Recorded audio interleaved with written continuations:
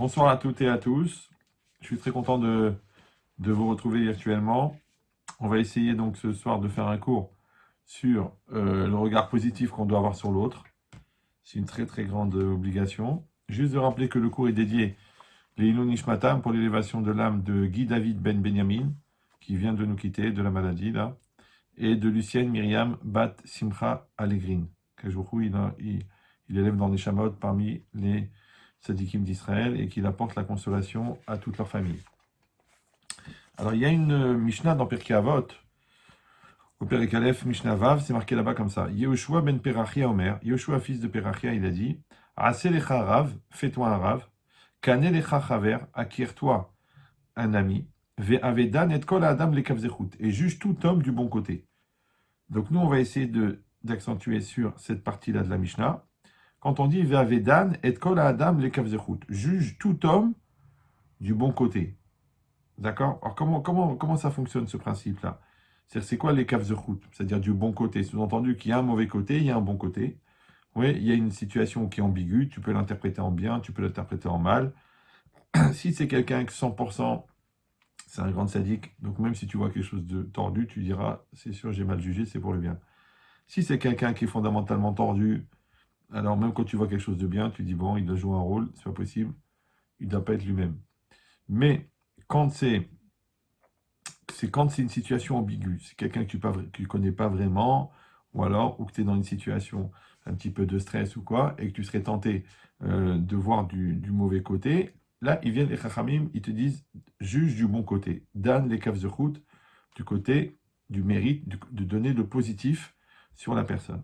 Il dit maintenant, est-ce que ça veut dire qu'il faut se boucher les yeux, ouais, qu'il faut être nia et qu'il faut jamais voir le mal?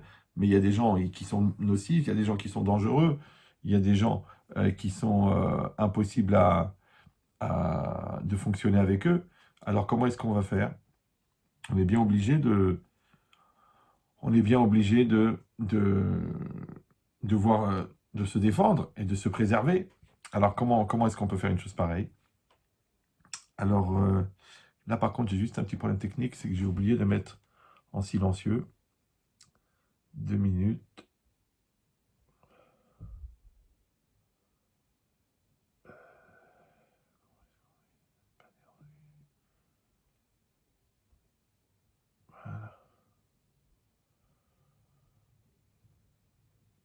Voilà, excusez-moi, j'avais oublié de mettre en silencieux.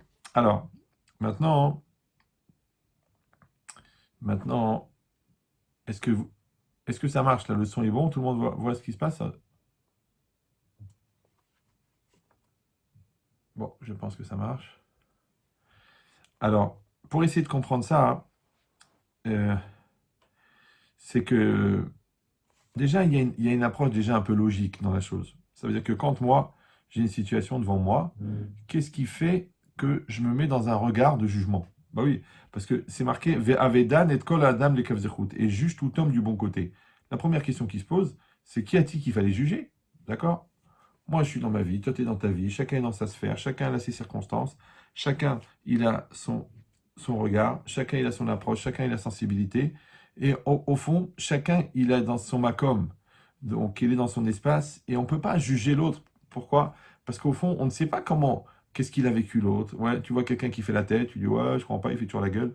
En vérité, il a le cancer. Bon, ben, le gars, le pauvre, ouais, ou il a un enfant malade ou quoi, Chas v'shalom. Donc, c'est-à-dire, toi, tu ne savais pas, tu dis oui, mais je ne pensais pas, on m'a pas dit, ouais, quelqu'un tu vois, il fait jamais de don à la synagogue, mais toi, tu sais, toi, que son frigo, il est vide et qu'il n'a pas de quoi manger. Donc, ça veut dire quoi? Ça veut dire que c'est quoi ce principe-là que les Chachamim, ils sont venus, et ils ont dit, juge tout homme du bon côté. Ouais, moi, j'aurais dit, ne juge pas. Alors, en vérité, l'idée, c'est que c'est comme si c'était obligatoire de juger. D'accord? C'est comme si c'était un comportement naturel de l'homme de passer sa vie à regarder l'autre et à le juger, à le jauger. Ouais, combien il pèse, combien il gagne, qu'est-ce qu'il fait, combien il a d'enfants. C'est quoi cette idée-là que je suis toujours intéressé par la vie de l'autre, d'accord? Et que je me sens obligé de juger l'autre. Pourquoi? Parce que je me sens obligé de me situer par rapport à l'autre. D'accord? C'est dans une espèce d'un petit peu d'approche psychologique ou psychiatrique, si on veut. Ouais, que quand moi, je me sens avec quelqu'un qui pourrait être un danger, d'accord, qui pourrait me remettre en cause, ou qui pourrait me faire du mal, automatiquement, je suis sur la défensive, d'accord? Donc, on va dire, oui, alors quoi, c'est les paranos, c'est les gens qui sont complexés. Non, c'est qu'en vérité, chaque situation de vie dans laquelle je rentre, ouais, eh ben, je vais me situer par rapport à l'autre. D'accord? Je vois quelqu'un qui m'impressionne, bof, je vais baisser la tête. Je vois quelqu'un que je pense qu'il est nul, paf, je vais le prendre de haut. Donc, mais pourquoi ce sentiment-là nécessaire tout le temps, de se situer par rapport à l'autre? Parce que, en fin de compte, un homme, tant qu'il n'a pas atteint son autonomie existentielle, c'est-à-dire qu'il n'est référent qu'à Hachem et à lui-même, il va passer sa vie à être référent à l'autre. D'accord? Et comment l'autre il m'a regardé, qu'est-ce qu'il a pensé de moi, et est-ce que j'étais sympa, ou est-ce que j'étais nul, ou est-ce que j'étais bon, ou est-ce que je l'ai impressionné, ou est-ce qu'il va m'écouter, ou est-ce que je peux l'influencer, ou est-ce qu'il va m'influencer, ou est-ce qu'il va me maîtriser. Donc ce rapport perpétuel par rapport à l'existence de l'autre, parce que toute l'idée c'est ça, c'est que toi tu existes et moi j'existe, mais il y a beaucoup de gens qui sont convaincus que l'autre en existant les empêche d'exister. Tu m'étouffes, tu me saoules, pour qui tu te prends, mais qu'est-ce que tu veux, et c'est quoi ça, et cette démarche, et cette manière. Pourquoi je me sens agressé par l'autre? En vérité, l'idée, c'est que l'autre, en existant, m'empêche d'exister. D'accord? Alors déjà, de ça, je vais vous soigner une fois pour toutes. D'accord? Vous l'écrivez sur un mur, vous le tatouez dans le dos de votre mari, comme ça, tiens, retourne-toi, je vais réfléchir. En fait, la phrase clé, le secret, c'est il y a de la place pour tout le monde. En vérité, il y a de la place pour tout le monde. D'accord? Personne ne dérange personne, personne ne prend la place de personne, personne ne prend le mazal de personne, personne ne prend la chance de personne, personne ne prend la parnassa de personne, personne ne prend rien de personne. Sauf si toi-même tu te mets en situation d'être pris. J'explique. Si toi, par exemple, tu es bourré de complexe, d'accord? Donc l'autre, il va te manipuler. Maintenant, comment savoir entre le pigeon et l'escroc, lequel des deux qui est le plus fautif, puisque les imbéciles fabriquent des malins et les malins fabriquent des imbéciles. Ben oui, parce que l'imbécile, en étant imbécile, il donne envie au malin d'être malin. D'accord? Et d'un autre côté, le malin, lui, c'est son métier, c'est un escroc, c'est un Madoff, c'est un embrouilleur. Donc qu'est-ce qu'il va faire? Il va chercher à mettre l'autre en situation de pigeonnerie, de l'embrouiller, de le mettre en confiance, de jouer sur l'émotion, sur la stress, sur le malaise, sur l'espoir, pour réussir à le manipuler. Donc ça veut dire que quand on est dans un rapport de vie, ben, il y a une personne d'un côté, une personne de l'autre, et puis toi tu existes et moi j'existe. Et le problème c'est que dans ce rapport d'existence commune, ce qu'on appelle vulgairement la coexistence, d'accord? Alors le problème ça va être que est-ce qu'on va réussir à coexister, c'est-à-dire que mon existence ne va pas être un frein pour la tienne et la tienne ne va pas être un stress pour la mienne, c'est parce que justement, on a réussi à construire son intériorité, parce qu'on est en autonomie existentielle, parce qu'on a une sérénité intérieure, parce qu'on a une maîtrise de notre angoisse, ou de notre Yetzirara, ou notre bêtise, ou de notre Touma, qui fait qu'on peut avoir cette tranquillité, ce qu'ils appellent la zen attitude, d'accord? Ça veut dire que moi, je suis bien dans ma tête, je suis bien dans ma peau, et je ne me sens pas remis en cause par la personne qui est en face de moi. Pourquoi je ne me sens pas remis en cause? Parce que la mise en cause, je la fais déjà. Ouais. Les gens qui fuient la mise en cause, automatiquement, ils peuvent se sentir mis en cause. D'accord? Et ça leur fait du mal d'être mis en cause et qu'on les accuse que c'est à cause ou c'est à cause d'eux. Mais en vérité, si on réfléchit bien, ce qu'on appelle la maturité, eh ben, c'est d'accepter que je suis la cause de tout ce qui m'arrive. Je suis la cause, d'accord? Mais pas la cause dans la dimension anxiogène, c'est encore à cause de moi, c'est à cause de toi, c'est à cause de... Non, dans une dimension de mature, comme quand je conduis ma voiture, d'accord? C'est moi qui décide si je tourne à gauche, si je tourne à droite, si je freine, si je fais attention, si je fais pas attention. Ah, tu dis un accident. Il y a une loi, il y a une loi qui est connue, même dans le monde profane, c'est que vous êtes censé rester maître de votre véhicule. Ah, tu mets le gars, il a pilé devant moi, l'autre, il m'est rentré dedans sur la gauche, l'autre, il est en train de jouer avec son téléphone, il m'a pas vu arriver. Ok, il y a des dangers, il y a des fous, il y a des malades, mais toi, tu es censé rester maître de ton véhicule. Alors, c'est quoi ton véhicule? Ton véhicule, c'est ton corps. Et le maître, c'est toi. Donc dedans, là, il y a un cerveau, il y a une conscience, il y a une volonté, ouais, il y a un Yetzeratov, il y a une Neshama, et c'est ça qui va tenir le véhicule.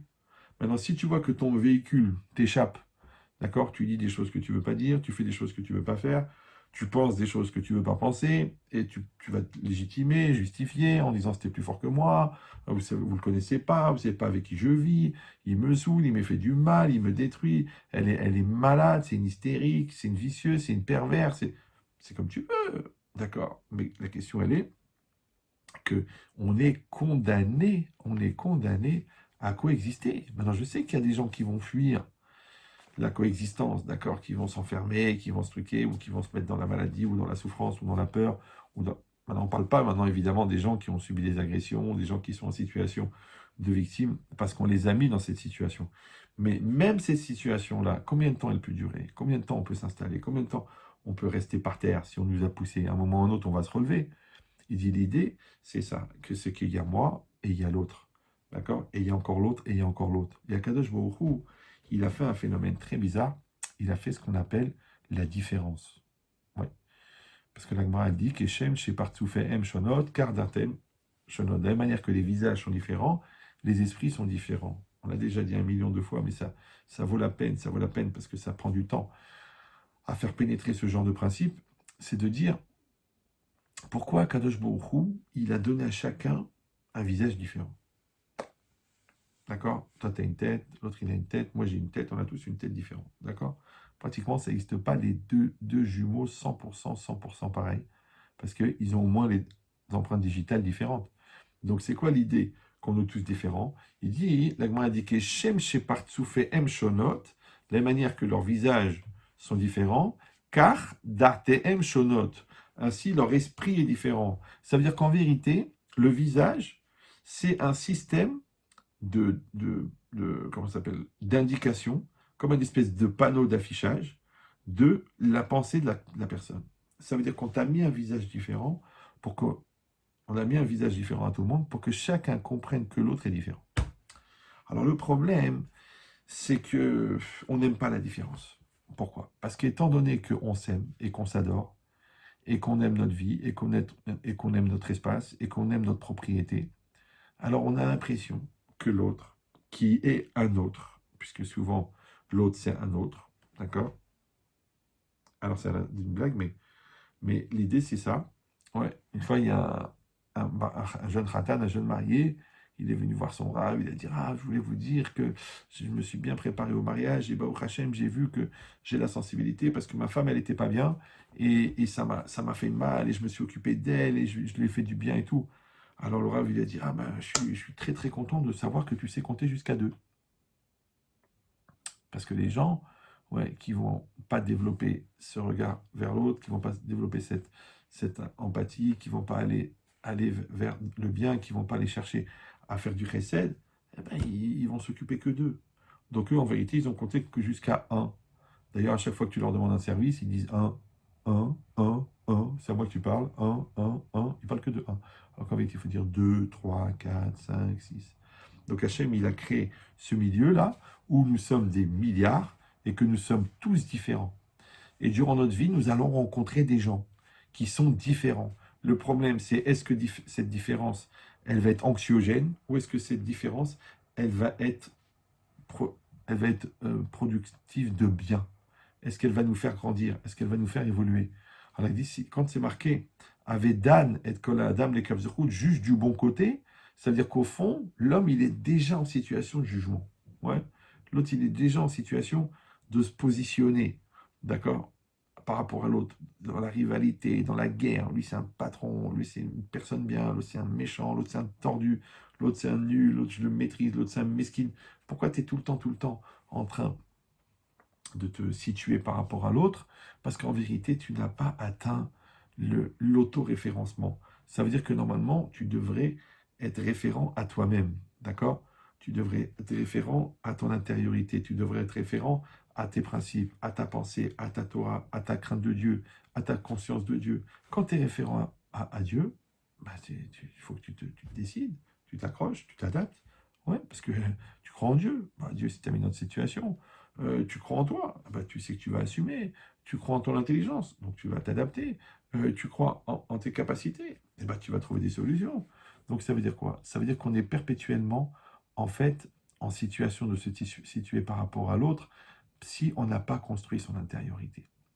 Donc, de toute façon, ça veut dire que tu vas juger l'autre. Ouais. Donc, de toute façon, tu juges l'autre. Alors, la Torah, elle est venue, elle a dit, tu juges, alors juge du bon côté. Ouais. Soit Dan, les kavzochut. D'accord? Soit juge du bon côté. Alors, l'Agmara, dans Shabbat, Daf Kuf Kav Gimel, Amoudbet, ouais. En fait, elle donne plusieurs exemples de situations de l'Ekaf Zochut. D'accord? Et elle commence par une phrase très spéciale. Elle dit Tano Rabanan, le sage m'a enseigné, Adan Chavero l'Ekaf Zchut, Danin Oto l'Ezchut. Ouais, celui qui juge son ami du bon côté, alors on le juge du bon côté. Et là, on ne voit pas tellement le rapport. D'accord? C'est une espèce de mida keneged mida. C'est-à-dire, comme Hachem, comme toi, tu te conduis avec Hachem, Hachem, il se conduit avec toi. Comme un espèce d'effet miroir. D'accord? Comme les goïms, ils disent, tu souris à la vie te sourit. Donc, il y a une espèce d'effet miroir. Donc, si toi, tu juges ton ami du bon côté, alors on va te juger du bon côté. Et la Gemara, elle amène 3 exemples, plus édifiants les uns que les autres, pour cette notion-là. Alors, elle raconte comme ça. C'est un homme qui venait du Galil, c'est-à-dire du nord d'Israël, tout en haut. Veniskar etzel balabait echad bedarom. Et ici, il a vendu sa force de travail, il a travaillé chez un propriétaire dans le sud. Shalosh shanim pendant 3 ans. Et j'ai oublié de mettre le secteur, excusez-moi.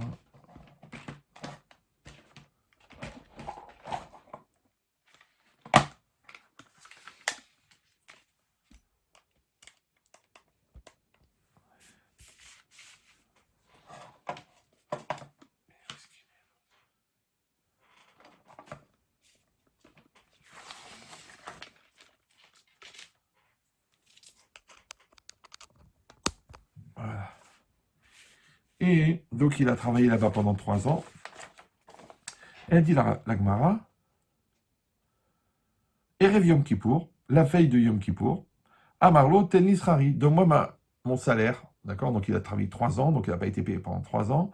Et au bout de 3 ans, il lui dit, écoute, on est la veille de Kippour, je vais aller passer les fêtes avec ma famille, je t'en prie, paye-moi pour mon salaire.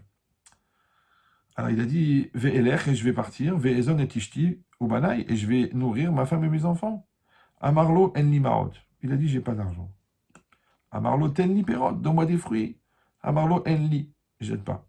Il lui a dit, Tenli Karka, donne-moi un morceau de champ, une propriété, comme ça, fais-moi un papier, comme quoi cette partie du champ, elle t'appartient. Enli lui a dit, j'ai pas. Tenli Bema, il a dit, donne-moi un animal, une vache, n'importe quoi, Enli, il dit, j'ai pas. Tenli Karim Vekastot, il dit, donne-moi des objets, c'est-à-dire des coussins, des couvertures. Enli, j'ai pas. Ashpel Kelav Leachoav, bon, il a pris son baluchon, il l'a mis sur ses épaules. Ve'alach lebeto, bepachenefesh, et il est parti dans sa maison avec l'arma, l'angoisse. Leachar Haregel, après la fête, donc après Sukkot, donc imagine maintenant, il s'est passé Kippour, plus 5 jours, plus Sukkot, 7 jours. Après la fête, Natal Balabait Sraro, le propriétaire, là, donc le patron, il a pris le salaire de ce monsieur dans sa main. Verimo, Mashve, Gimel Chamorim, il a pris, après Massouille, trois ânes remplis de bonnes choses. Echad Shel Ma'achal, un âne rempli de manger. Ve'echad Shel Mishte, un de boisson. Ve'echad Shel Mine Megadim, un de toutes sortes de friandises, de bonnes choses. Ve'alachlo Lebeto, et il a été donc dans la maison de ce monsieur-là. Donc il a fait tout le voyage, d'accord, du nord vers le sud. Après, il dit, Achar chez Achlou Veshatou, après qu'ils ont mangé et qu'ils ont bu, Nathan Losraro, il lui a donné son salaire. Et regardez la suite de la Gemara, elle est incroyable. Amarlo, il lui a dit, Besha chez Amar Tali, Tennis Rari Ve'amarti Eni. Ouais. Quand tu m'as dit, donne-moi mon salaire, et que je t'ai répondu, j'ai pas. Bema Eni Maot, je n'ai pas d'argent. Bema Chachatani, de quoi tu m'as soupçonné? Vous avez compris la situation. Le gars, ça fait 3 ans qu'il travaille. Donc il sait très bien qu'à un moment ou à un autre, il va falloir le payer. Ouais. Et il arrive au moment où il lui demande le salaire, et l'autre, qu'est-ce qu'il lui répond? J'ai pas. Il dit, de quoi tu m'as soupçonné? Amarti, l'autre, il a répondu, il a dit, j'ai dit dans ma tête, Shema pragmatia bezol nisdamna lecha. Peut-être que, enfin non, il a dit carrément, il dit peut-être qu'il y a un business, une marchandise qui s'est présentée à toi. Vela karta baen. et t'as acheté cette marchandise, c'était une opportunité avec tout le cash que tu avais, tout l'argent liquide. Bon. Mais Chacha Marti Lecha Ten Li Behema, quand je t'ai demandé donne-moi un animal, et il a dit, alors j'ai pensé peut-être que tu les avais loués, tous tes animaux, tu les avais loués à quelqu'un d'autre. Il dit, Bécha chez Amarty, et au moment où je t'ai dit, donne-moi un champ, et je t'ai dit, j'ai pas, qu'est-ce que tu as pensé? Il dit, peut-être j'ai pensé que euh, elles étaient prêtées à d'autres personnes, ces champs-là, tu ne pouvais pas me les donner, ou louer. Après, il a dit, au moment où je t'ai dit, je n'ai pas de fruits, il a dit, j'ai pensé que peut-être qu'elles sont pas, tu n'as pas prélevé le maaser, donc, tu as eu peur que moi, je vais les manger sans prélever le maaser, et c'est un sourd. Donc, c'est pour ça. Béchache, au moment où je t'ai dit, donne-moi des coussins, des couvertures, de quoi tu m'as soupçonné? Il a dit, je me suis dit, peut-être que tu as rendu Ekdesh, c'est-à-dire tu as offert au temple tous tes biens, et c'est pour ça que tu n'as pas pu me donner. Et là, il lui a répondu une chose incroyable. Il a dit, Amarlé à Avoda, par le service divin, c'est-à-dire c'est une manière de jurer. Car Aya, comme ça c'était, c'est-à-dire exactement toutes les raisons que tu as imaginées, c'est exactement ce qui s'est passé. Il dit, où est-ce qu'il est? Et Darty kol nechasai bishvil urkenos beni. En fait, j'ai fait un éder, d'accord, sur tous mes biens, à cause de Orkenos beni, mon fils Orkenos, shelo asak batora avec kishebati et tsel chaviri bedan. Il a dit, après, on m'a enlevé mon vœu, et donc à ce moment-là, euh, j'ai pu te donner tout ce que je te devais, plus les cadeaux que je t'ai amenés. Allez, et là, il dit cette phrase à nouveau, Keshem Shedantani lesrout amakom yadi notre lesrout. Et de la même manière que toi, tu m'as jugé du bon côté, amakom, ça veut dire Hachem, ouais, le lieu, ça veut dire Hachem ici, comme le amakom baruchu, ouais, dans la Haggadah, ou baruch amakom. Il dit, de la même manière que tu m'as jugé du bon côté, Hachem va te juger du bon côté. Bon, ça, c'est l'exemple qui est donné par la Gemara. La vérité, nous, quand on réfléchit à un cas de l'écave de route, un cas de quelqu'un qui nous fait du mal, ou quelqu'un qui nous truc et ou qui est ambigu et on a du mal à juger du bon côté, on ne va pas juger un cas tellement extrême. Le gars, ça fait 3 ans qu'il travaille, d'accord? Moi, ouais, il vient je lui dis, paye-moi, il me dit, j'ai pas d'animaux, mais je travaille là-bas, je sais très bien qu'il a des animaux. Ouais, il me dit qu'il n'a pas de champ, mais je sais très bien qu'il a des champs. Et, il me dit qu'il n'a pas d'ustensiles, il n'a pas de carim et de castole, de couverture, mais je sais très bien qu'il en a.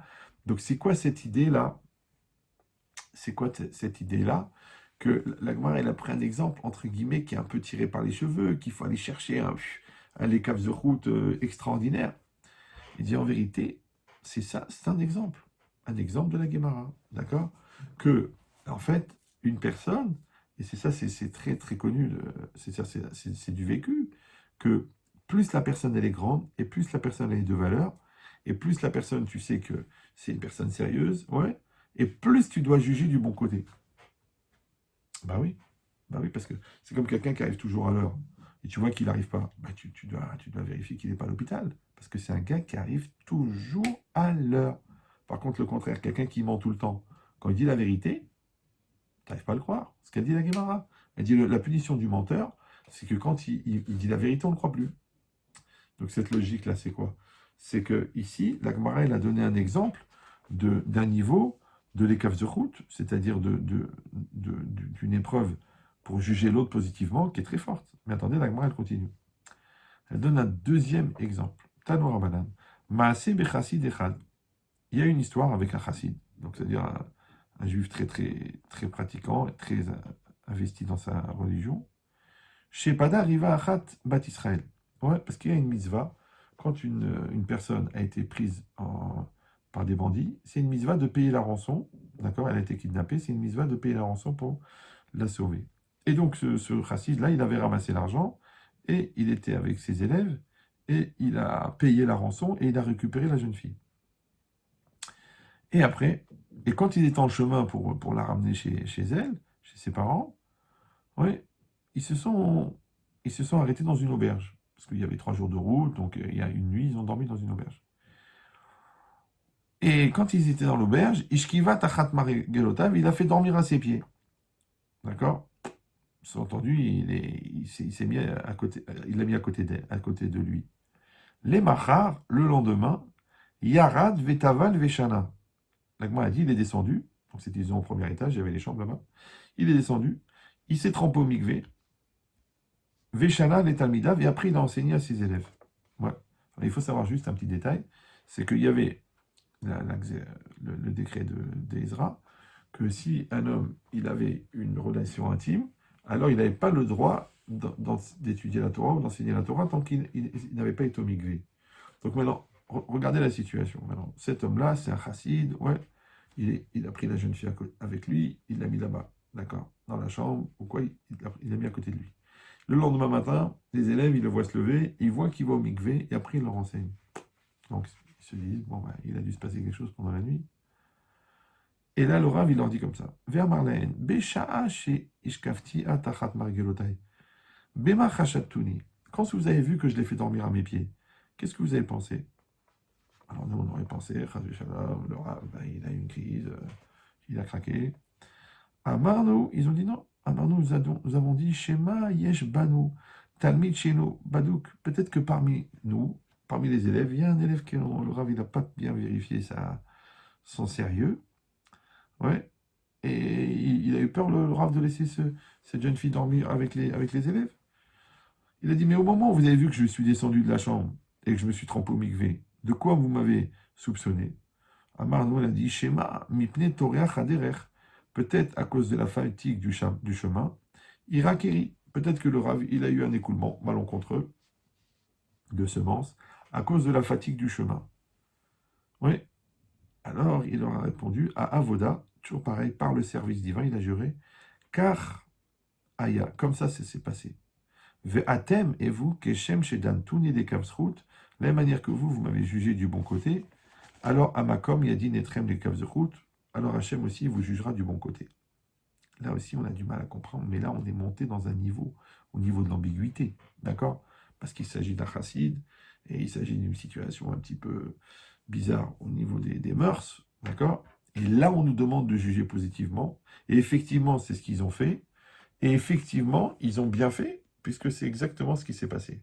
Maintenant, il se repose toujours la question, mais quel rapport entre le fait que moi, j'ai jugé positivement mon prochain, d'accord? J'ai une épreuve avec l'autre, j'ai vu quelque chose chez l'autre qui est ambigu, et j'ai décidé de juger du bon côté, et le fait qu'à cause de ça, Hachem va me juger du bon côté. Mais ça n'a rien à voir. Parce que les rapports que j'ai avec Hachem, d'accord? Moi, je dois manger les cachers, je dois me mettre les tuilines, je dois faire Shabbat. Ça, c'est moi et le bon Dieu. À part ça, j'ai des rapports avec l'autre, d'accord? Je lui parle, je le respecte, je suis gentil, je suis sérieux, ou je suis méchant, je suis tordu, je le vole, d'accord? Mais comment les deux comptes, entre guillemets, ils peuvent se compenser l'un l'autre, d'accord? Parce qu'en plus, ça, bah, c'est du Ben Adam Lachavero, ça, c'est du rapport humain, c'est des mitzvot que j'ai envers l'autre, et ça, c'est du rapport divin, c'est-à-dire du rapport au divin que, je crois, il me demande certaines obligations, des mitzvot, de mettre les tefilines, de faire les choses, bon. Maintenant, moi, j'ai pas mis les téfélines. Moi, j'ai pas fait le Shabbat, d'accord? Alors, c'est un problème que j'ai avec le bon Dieu, c'est un compte spécial. Et maintenant, il vient, la Gemara, elle dit oui, c'est vrai. Puisque toi, tu t'es conduit bien envers ton prochain, parce que tu as jugé l'autre du bon côté, d'accord? Tu as eu un regard positif sur l'autre. Alors, Hachem aussi, il va te juger du bon côté. Mais quel bon côté? Maintenant, j'ai pas mangé cachère. Quel bon côté? Je fais pas Shabbat. Il va me dire oui, oui, oui, c'est pas grave. Comme tu es gentil avec tes copains, ah, tous les humanistes, ils vont venir, ils vont dire, ah, tu vois, ce qui compte, c'est d'être gentil avec les autres, c'est d'être tolérant, c'est d'être sympathique, c'est d'être généreux. Tout le reste, les tuilines, c'est de la littérature rabbinique. Non, non, non, non, non, jamais, chas shalom, tu peux enlever une miette de la Torah, tu peux enlever une halakha, à plus forte raison, des choses aussi fondamentales que le Shabbat, que la cacheroute, que les téphilines. Et c'est vrai qu'il y a une tendance comme ça avec les humanistes et tout ça, ils ont dit ça y est, maintenant c'est une religion différente, on n'a pas besoin de toutes ces lois archaïques, de toutes ces contraintes, du Shabbat, de la cacheroute, de l'interdit de se marier avec les autres peuples. Non, il faut être ouvert d'esprit, il faut être tolérant, il faut être généreux. Ça suffit, c'est très bien, d'accord? Ils disent non, non, non, non, non, mais non. Pourquoi? Parce que déjà, le fait de décider qu'est-ce qui est important, qui n'est pas important dans la Torah, déjà, c'est un manque de crainte de Dieu, et surtout, c'est une manière de se mettre à la place de Dieu. Parce qu'Hachem, il est venu. Il a donné 613 mitzvot. Dans ces 613 mitzvot, il a donné des mitzvot, comme les téphilim, comme la cacheroute, comme la souka, d'accord? Et toi, tu viens, tu dis non, non, non, tu comprends, au supermarché de la Torah, moi je fais mon choix, ça je prends, tout ce qui tout ce qui m'intéresse, tout ce qui me fait plaisir, tout ce qui me fait du bien, tout ce qui me dérange pas, ok, je le prends. Mais le reste, je le prends pas. Mais c'est pas à nous de choisir. Ouais, on peut pas se permettre de décider qu'est-ce qui est important, qu'est-ce qui n'est pas important dans la Torah. Toute la Torah, elle a été donnée, elle est entière, elle est à 100%. Attendez 2 minutes parce qu'il faut que je vérifie le niveau de la batterie, je ne sais pas ce qui se passe. Ah bah oui, ça marche. Bon, donc ça veut dire quoi? Ça veut dire que on n'est pas au supermarché de la Torah ici. Ouais. Parce que si tu es au supermarché, ça veut dire que toi tu décides qu'est-ce qui est important, pas important. Ça veut dire qu'en vérité c'est toi le bon Dieu. Alors je vous rappelle qu'il y en a un seul de Dieu. Et même si chacun se prend pour le bon Dieu, parce que des gens qui ont un petit peu de cerveau, un petit peu de diplôme, ou même des fois même un petit peu de Torah, ils se prennent pour le bon Dieu. D'accord? Il dit oui, ça c'est important, ça c'est pas important, là laisse tomber, là c'est te casse pas la tête, ça c'est des inventions. Ouais. Malheureusement, c'est souvent 90% des gens qui n'ont pas vraiment étudié, qui n'ont pas vu dans les textes, qui n'ont pas approfondi. Bon, combien de fois des gens ils viennent me voir et me disent oui, mais alors, mais pourquoi c'est comme ça? Pourquoi le bon Dieu a fait ça? Alors avant, je prenais le temps, je réexpliquais ça. Maintenant, je leur pose la question, je dis mais combien d'années d'Yeshiva vous avez fait? Il m'a dit, bah aucune. Je dis, bah alors fermez-la. Bah oui, est-ce que tu peux rentrer en pleine opération du cœur? Et il dit au médecin, c'est pas comme ça qu'il faut faire. Ça sert à rien de faire ça. Est-ce que tu peux rentrer dans une centrale nucléaire? Il dit, ah, ces tuyaux-là, ils servent à rien, il y en a trop, il y a trop de boutons. Mais non, tu connais rien. Par contre, tu connais rien. Tu te la fermes. Tu dis, ah, mais pourquoi? Pourquoi je me la ferme? Oui, j'ai le droit de parler. Bien sûr, tu as le droit de parler. Mais tu parles en connaissance de cause. C'est-à-dire que tu vas, tu étudies bien, tu apprends bien, ouais, 1 an, 2 ans ou là 10 ans. Après, tu viens, tu dis, j'ai des questions. Il n'y a pas de problème. Mais si tu as des questions sur la base de ton ignorance, d'accord, et surtout dans une question critique, parce qu'une question pour comprendre, c'est une mitzvah d'apprendre, ouais, mais une question qui est basée sur la résonance de la contrainte. C'est-à-dire que comme ça te saoule, comme tu n'as pas envie de te prendre la tête à faire Shabbat, alors que tu commences à inventer que le Shabbat, c'est pas important. Ouais, comme tu ne veux pas te soucier de mettre les tefilines le matin, donc tu dis les tefilines, c'était l'ancien temps. Comme tu veux pas aller envoyer ta femme au mikvé, tu dis bon, écoute, c'est de l'hygiène, tout ça, on a une très bonne salle de bain. Non, non, à Botaï, c'est pas le sujet, mais je vous le dis quand même. Il n'y a aucun intérêt à rendre la Torah humaine. Ben non, parce que le seul intérêt de la Torah, c'est qu'elle est divine. Donc si toi, tu vas la rendre humaine, eh ben, elle perd son caractère principal, qui est le fait que c'est un message divin qui te permet d'avoir un lien avec le divin. Et c'est ça l'idée. Alors, attendez. Il y a encore un problème de... Donc, je vais essayer de régler ça tout de suite. Ne le prenez pas mal.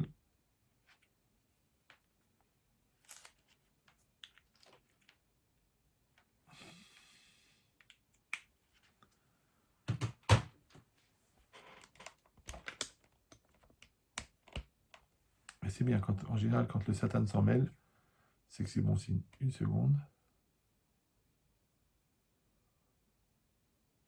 Bon. Bon, ça a l'air de marcher. Alors, si c'est comme ça, maintenant on comprend, au contraire, on ne comprend pas comment c'est possible que la Gemara elle dit, de la manière que toi, tu m'as jugé du bon côté, alors Hachem va te juger du bon côté. D'accord? Quel rapport entre le jugement que j'ai envers mon prochain et le jugement que Hachem a envers moi? Mais la Gemara, elle amène un troisième exemple, qui est tout autant violent. Elle dit comme ça. Tanoura Rabanan. Nos sages vont enseigner. Pas machat, un jour, ouais. Utsrar davar echad les talmidei chachamim. Un jour, les sages, d'accord, d'Israël, ils ont eu besoin d'un renseignement auprès d'une matronita, ouais, une matrone, une femme, achat, chez Kol Gdolé Romi, Metsuyin Esla, que tous les grands de Rome allaient chez elle. Donc vous avez bien compris qu'ils n'allaient pas pour jouer au Monopoly. Donc c'était une femme qui fait, d'après les autres, le plus vieux métier du monde, et tous les grands de Rome, ils étaient là-bas. Maintenant, c'est compliqué, d'accord? Parce qu'il y avait... En fait, c'était un problème politique, donc il fallait On savait que peut-être il y avait un décret contre les Bnei Israël qui était fomenté par les Romains. Et maintenant, il faut aller voir cette femme pour essayer de lui tirer les vers du nez, pour savoir exactement qu'est-ce qui se passe, pour pouvoir agir et influencer la politique pour pas, chas shalom, que les gouvernements de Rome fassent du mal aux Bnei Israël. Maintenant, il faut aller là-bas. Maintenant, le problème, il demande chacun un mot, mi yeler, qui c'est qui va aller? Ouais. Amar Rabbi Yoshua, il a dit, je vais aller, Ani yeler, moi je vais aller. Bon, alors Rabbi Yoshua, il faut savoir que c'est celui qui devait remplacer Rabban Gamliel. C'est une sommité, d'accord, de l'époque de la Gemara, c'est-à-dire c'est un puits de science, c'est une kedusha incroyable et une pureté incroyable. Bon, c'est lui qui va là-bas. Bon, alors, Rabbi Yoshua, il a été Rabbi Yoshua Vetalmidam avec ses élèves. Donc c'est lui, à chaque fois qu'il se promenait avec tous ses élèves. Kevan Shegia le Petach Beta, lorsqu'il arrivait à la porte de cette femme, de la maison de cette femme, Khalas Tefilav, il a enlevé ses tefilines, parce qu'il portait des tefilines jour et nuit, enfin jour et nuit, toute la journée. Berachok Arbaamot, à 2 mètres de la porte de cette femme. Venirnas, et il est rentré chez cette femme. Vena'a la delet bifnem, et il a fermé la porte devant eux. D'accord? Bon, déjà il n'était pas obligé de rentrer. Il aurait pu parler, poser la question, il tape à la porte, elle sort, il lui pose la question, voilà, qu'est-ce qui se passe et tout ça, et le renseignement. Après, il s'en va. Non, qu'est-ce qu'il fait? Il enlève ses téfilines. Après, qu'est-ce qu'il fait? Il rentre. Après, qu'est-ce qu'il fait? Il ferme la porte derrière lui. Donc maintenant, il se retrouve enfermé avec cette femme. Et en plus, une femme d'une réputation très très bizarre et d'un métier très très léger. Achar Sheyatsa, après qu'il est sorti, Yarad, il est descendu au mikvé, Vetaval, il s'est trempé dans le bain rituel, Veshana les Talmidav, et après il a enseigné à ses élèves. Je sais, vous aussi, vous avez envie de juger, pas du bon côté. Amar la haine, il leur a dit comme ça. Besha'a chez Khalatzti Tefilin, au moment où j'ai enlevé les Tefilin, Bema Khachatuni, de quoi vous m'avez soupçonné? Déjà, c'est incroyable qu'il y avait un rapport comme ça, qui était tellement direct avec les élèves, parce qu'on aurait pu dire, écoute, il y a une certaine pudeur, bon, j'ai vu un truc ambigu, qu'est-ce que je te dis, le Rav, je parle pas, Chazé Shalom, le Halenu, et le Rav lui-même, il n'a pas besoin d'en parler, il fait ce qu'il a à faire, et puis c'est tout. Et non, le Rav, il parle, il leur pose la question, il dit, dites-moi, quand vous avez vu que j'ai fait ça, c'est-à-dire, il n'a pas peur de se remettre en cause, il n'a pas peur d'être remis en cause. Des fois, quelqu'un avec le titre rabbinique, il peut avoir un orgueil, il peut s'enfermer dans une histoire, il peut se faire une carapace, mais quoi? Mais comment vous osez? Mais comment vous me jugez? Comment vous me parlez? Mais vous savez qui je suis? Vous savez qui vous êtes? Non, non, non, Rabbi Yoshua, direct. Il leur demande, il leur dit, dites-moi, quand vous avez vu que j'ai enlevé les tefilines, qu'est-ce que vous avez pensé? Ah, Marnou, ils nous ont dit les élèves, ben, nous nous sommes dit, Kassavo Rabbi Loïc Nesouda, Loïc Ansouda, divré, Gdusha Bimakom Touma. Ouais, ben, des choses de sainteté comme les téphilines, ils ne doivent pas rentrer dans un endroit impur comme la maison de cette femme. Ok. Après, Bécha chez Naalti, au moment où j'ai fermé la porte, parce que je n'étais pas obligé de fermer la porte, de quoi vous m'avez soupçonné? Amarno, on a dit, Shema Davar Malchut Yesh Beno et Bena.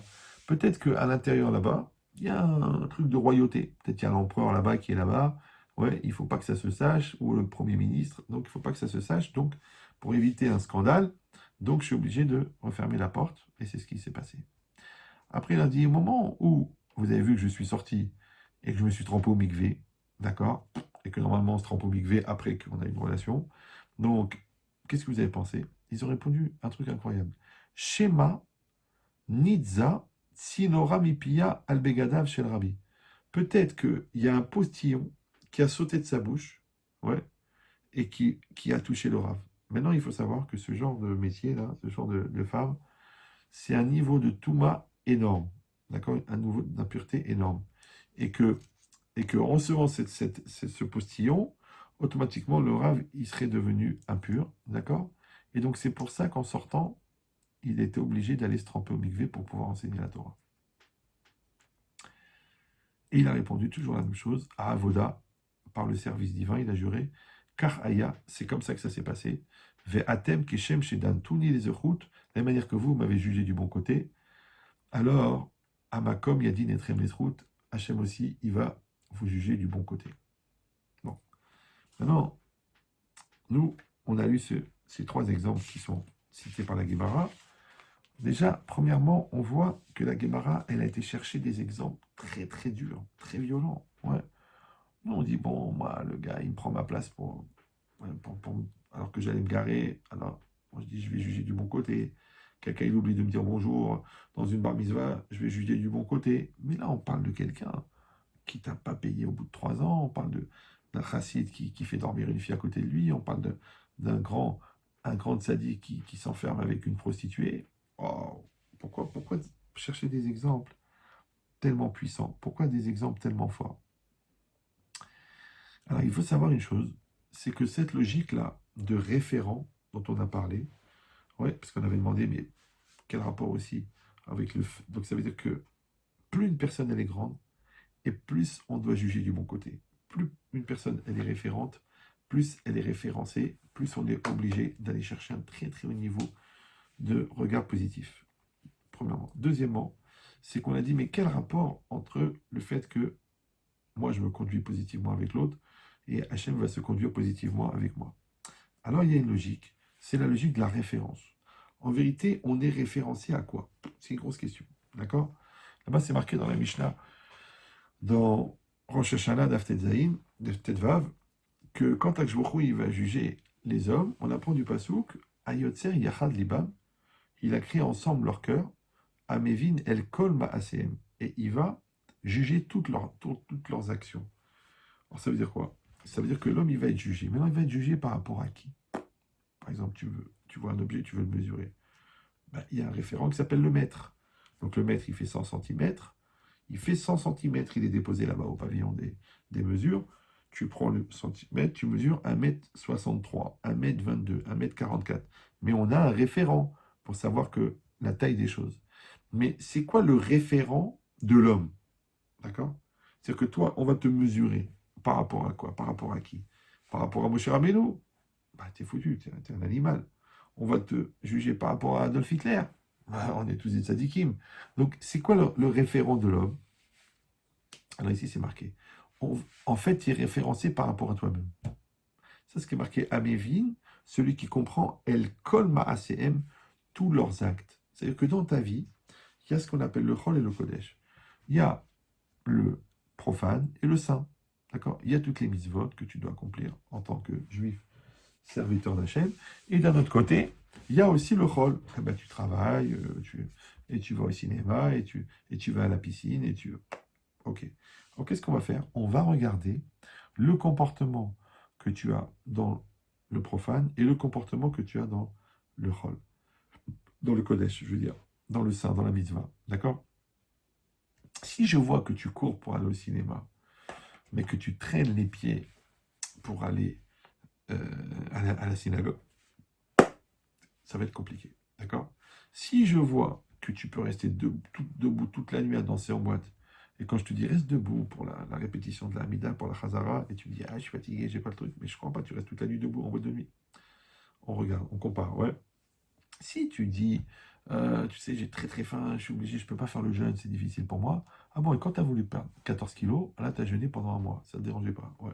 Mais pour Hachem, tu n'arrives pas à jeûner. Ça veut dire quoi? Ça veut dire que en vérité, dans tous les actes d'un homme, il va y avoir le référent de l'homme à lui-même. D'accord?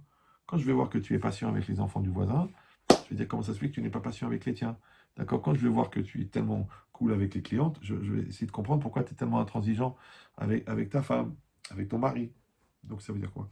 Ça veut dire que Kolma ACM, tous les actes, un homme, c'est une entité. Donc, les référents, ils doivent être égaux. Les référents, ils doivent être équilibrés, ils doivent être harmonieux. Donc, si tu es gentil, ben, tu es gentil avec tout le monde. Si tu es patient avec tout le monde. Si tu t'investis, tu t'investis avec tout le monde. Il dit, ça veut dire quoi? C'est-à-dire que si je vois, moi, que tu manques de respect pour l'autre, ouais, si moi je vois que tu manques de jugement positif pour l'autre, eh ben, je vais regarder comment tu regardes l'autre et je vais te regarder comme ça.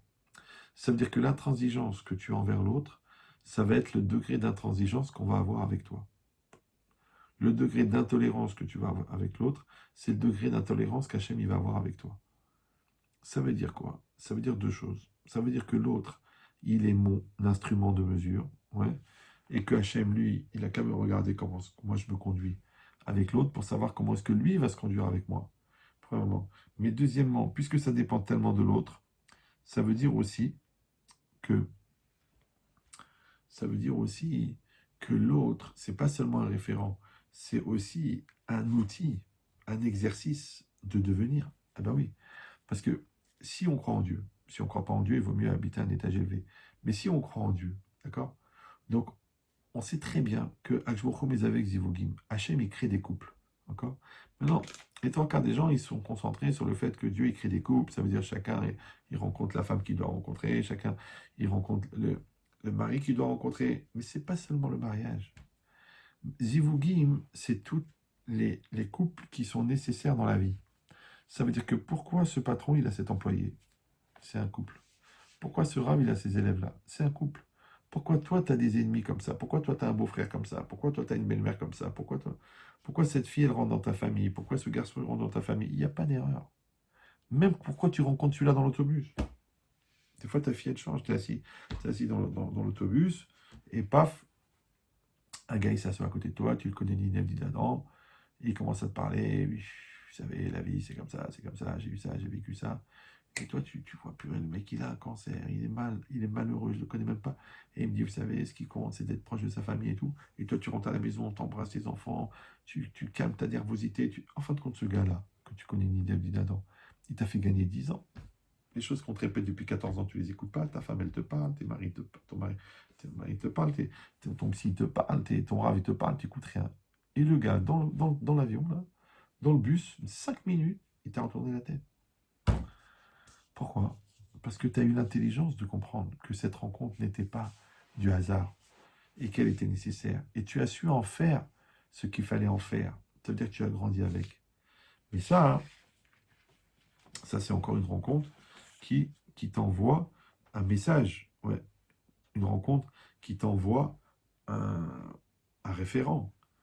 Mais il y a des rencontres qui sont plus difficiles. Et c'est quoi les rencontres les plus difficiles? C'est les rencontres qui te remettent en cause. Ah oui, la remise en cause. J'ai expliqué ça plusieurs fois, que je pense que la chose la plus importante dans la vie, c'est la capacité à se remettre en cause. Je vais dire, non, non, non, monsieur le rabbin, c'est pas ça qui compte, ce qui compte, c'est les mitzvot. Mais pour faire une mitzvah, il faut remettre en cause un Yetzirara qui t'empêche de la faire. Donc c'est de la remise en cause. Pour ne pas faire une avéra, ouais, pour ne pas faire une faute, il faut remettre en cause une tentation, une impulsion à l'intérieur de toi qui te pousse à la faire. Donc, il faut muscler la remise en cause.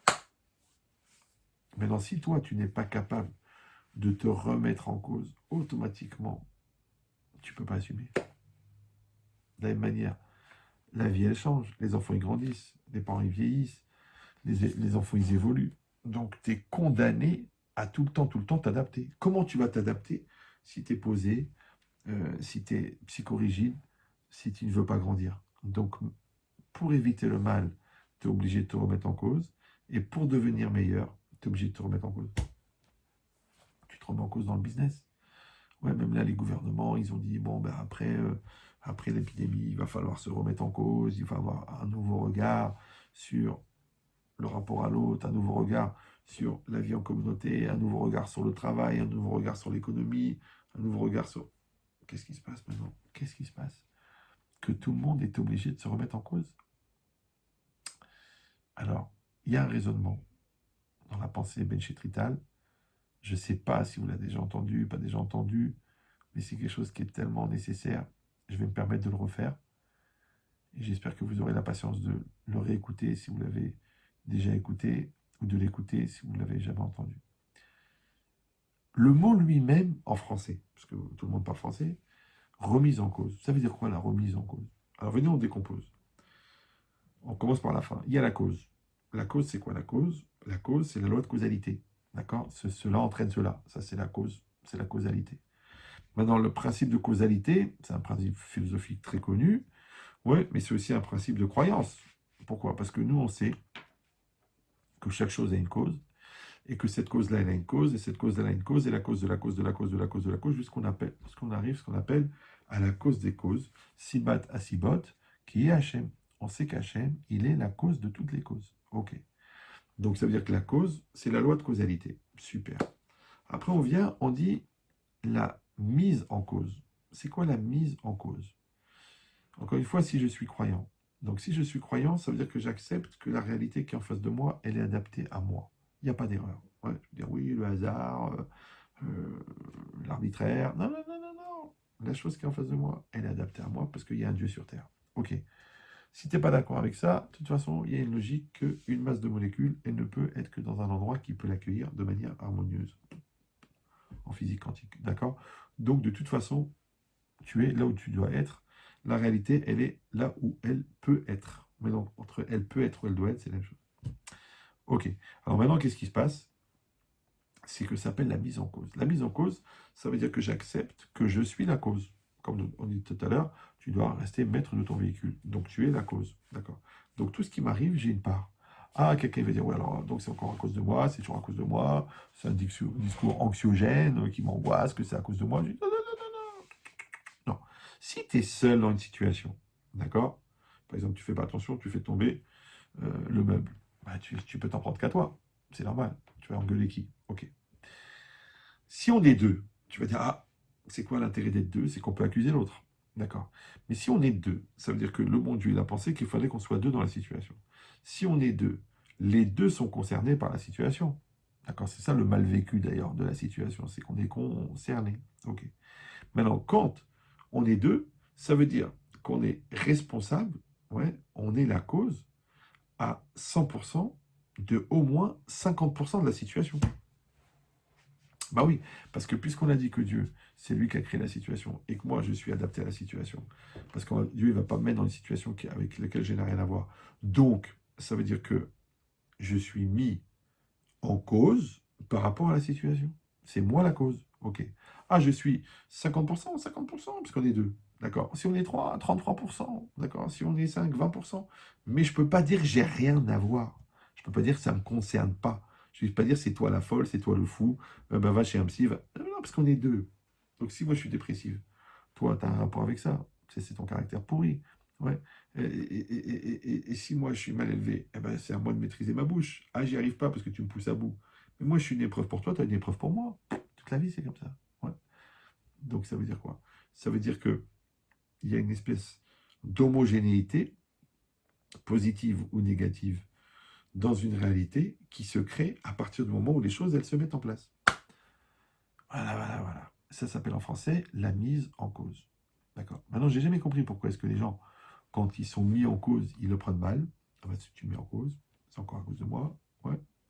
Alors qu'en vérité, quand je dis que tu es la cause, ça veut dire que je dis aussi que la chose est entre tes mains. Ça veut dire que si c'est toi le problème, c'est toi la solution. Donc ça veut dire que tu peux t'en sortir. Tu peux régler la chose puisque c'est entre tes mains. C'est toi qui tiens le volant. Donc c'est vrai que si tu es négligent, je vais t'accuser d'accident. Mais d'un autre côté, comme c'est toi qui tiens le volant, si tu veux, tu évites l'accident. Alors pourquoi la mise en cause, elle est toujours abordée avec une lecture péjorative, alors qu'en vérité, c'est moi qui décide si ça va être la cause du bien ou la cause du mal. Donc ça, c'est la mise en cause. C'est-à-dire qu'il y a la cause globale, et moi, je suis mis en cause. On me met à la situation, à la place de la cause. D'accord? Ok. Comme je vois la boule de bière qui avance, je dis, mince, un miracle. Mais non, bah, c'est toi qui tiens le bâton. Donc tu as tapé. L'angle que tu as choisi, le professionnalisme que tu as mis à taper dans la boule, elle a fait que en 3 bandes, hop, tu as marqué le point. Ou non. D'accord? Donc cette logique-là, c'est quoi? Ça s'appelle la mise en cause. Maintenant, si c'est ça la mise en cause, en français, comment ça s'appelle? Ça s'appelle la responsabilité. C'est d'accepter que je suis la cause de la réalité, ça s'appelle la responsabilité. Encore une fois, ça peut être partagé, on peut être plusieurs. Ouais. Mais il faut accepter ce principe-là de la mise en cause. Maintenant, si la cause, c'est la loi de causalité, et la mise en cause, on l'a dit, c'est la responsabilité, alors c'est quoi la remise en cause? Ça y est, j'ai déjà en cause. C'est bon, je suis en cause, je suis la cause, je suis en cause. Ok. Mais c'est quoi la remise en cause? Eh ben, c'est très simple. Re, d'accord, c'est la répétition. D'accord? Comme copier, recopier. Ok, d'accord. Manger, remanger. Donc en fait, c'est quoi le re? Le re, c'est ce qui fait la perpétuité d'un phénomène.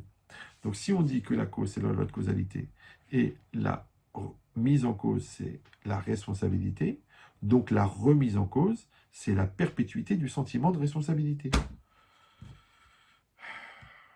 Alors, comment on appelle en français la perpétuité du sentiment de responsabilité? La maturité. La maturité, d'accord. Donc, ça veut dire que la remise en cause, en vérité, c'est quoi? C'est un signe de maturité. Donc, c'est pour ça que les gens immatures n'arrivent pas à se remettre en cause.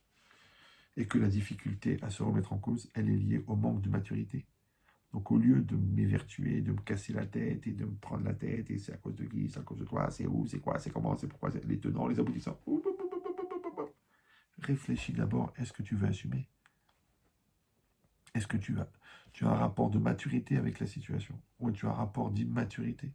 Si tu as un rapport d'immaturité, c'est normal que tu n'arrives pas à te remettre en cause. Par contre, le contraire, si tu as un rapport de maturité, bah, tu vas te remettre en cause. Comme tu vas te remettre en cause, tu vas trouver la cause. Comme tu vas trouver la cause, tu vas trouver la solution. Voilà, voilà, voilà.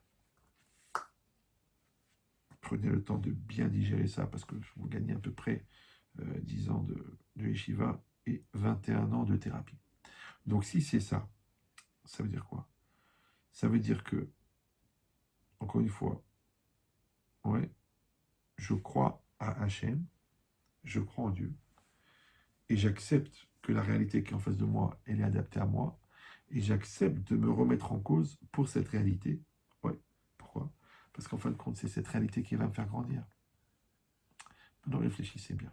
Est-ce que je suis remis en cause par le fait que la mangue, parfois elle est jaune, parfois elle est verte, d'accord? Est-ce que je suis remis en cause par le fait qu'en Bolivie, il y a plus d'hommes que de femmes? Non. Donc en fait, je suis remis en cause par un certain nombre d'éléments. Et ces éléments-là, bizarrement, je les rencontre dans ma vie. Et bizarrement, c'est ces gens-là, et c'est des phénomènes qui me sont proches. Et à plus forte raison, quand il s'agit de personnes. Parce que la personne, elle a un pouvoir de remise en cause encore plus fort que la situation. D'accord? C'est comme si j'ai couru, j'ai raté le train. Je m'énerve, je m'engueule, je me prends la tête, je me stresse. Il est parti le train. Voilà. Il est parti. Tu vas t'engueuler avec le train, tu vas t'engueuler avec la SNCF.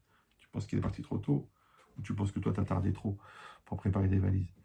Donc ça veut dire quoi? Quand c'est par rapport à un phénomène, c'est plus facile de s'arranger, d'accepter et de passer à autre chose que quand c'est par rapport à une personne. Parce qu'il y a une conscience là-bas, parce qu'il y a une volonté, et puis surtout parce qu'il y a quelqu'un à accuser. Qu'est-ce qu'il va faire le bon Dieu? Il va m'envoyer des gens qui vont me mettre en situation de remettre en cause, de remise en cause. Et moi, je vais avoir deux solutions. Soit je vais accepter l'épreuve, ouais, et je vais grandir avec, soit je vais rejeter l'épreuve. Je vais accuser, je vais acculer, je vais envoyer les paîtres, je vais dire que je ne suis pas concerné, je vais mal le prendre, je vais mal le vivre. C'est moi qui décide. C'est comme tu veux. Maintenant, il faut savoir une chose très très importante. Quand je ne travaille pas à l'école, je redouble. Et bien dans l'école de la vie, quand je n'assume pas les épreuves que le bon Dieu m'envoie, je redouble. D'ailleurs, les gens ils me disent, oui mais Rav, comment ça se fait que j'ai toujours les mêmes épreuves? Je dis, parce que je redouble. Fais tes exercices. Tu vois des couples, 8 ans, 10 ans, 15 ans de mariage, ils sont encore ta sœur, ta mère, vous les Tunisiens, j'en ai marre, ça me saoule, tu me parles mal, t'es grosse, tu pues. Et moi, jusqu'à quand? Tu veux pas grandir? Tu veux pas passer en seconde, en première, en terminale, en fac, tu veux pas?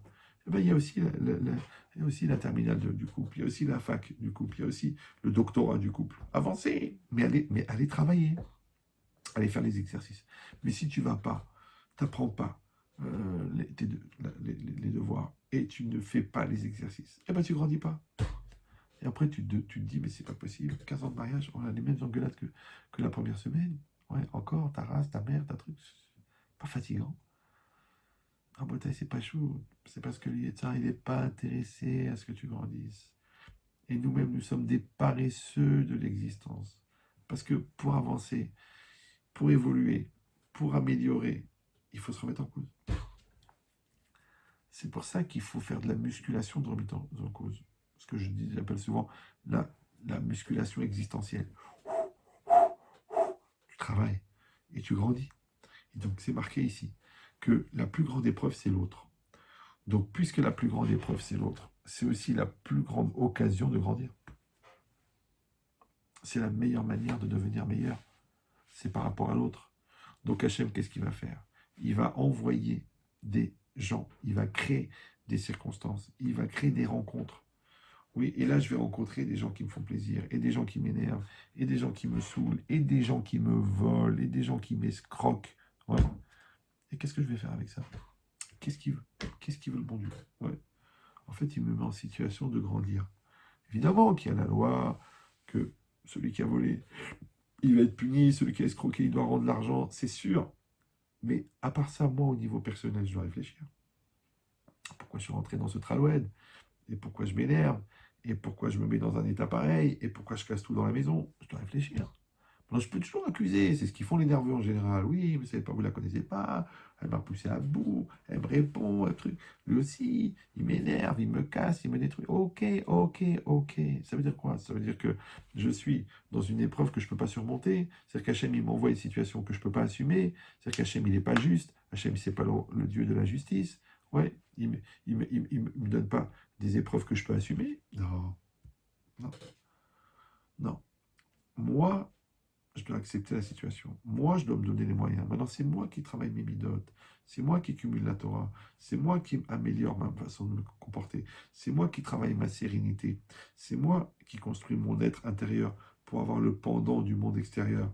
Parce que si moi, je pèse 20 kilos et que l'épreuve, elle pèse 100 kilos, mais je suis emporté. Mais comment ça se fait que pour une personne de 30 ans, on t'envoie une épreuve de 30 ans et tu te conduis comme un gamin de 8 ans?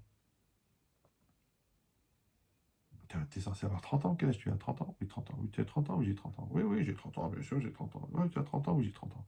Alors dis-moi, pourquoi tu te conduis comme un gosse de 8 ans?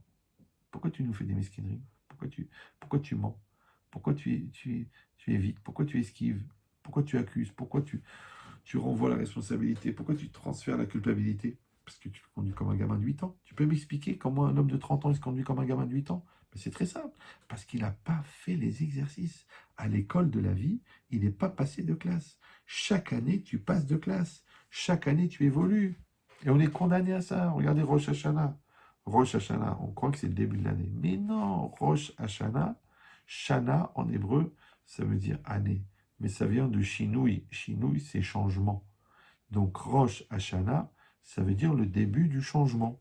Donc il y a un cycle, d'accord, qui part du premier Tishri, Rosh Hashanah, et qui revient, d'accord, à la fin de l'année. Bah, c'est un cycle. Un cycle de quoi? Un cycle de changement.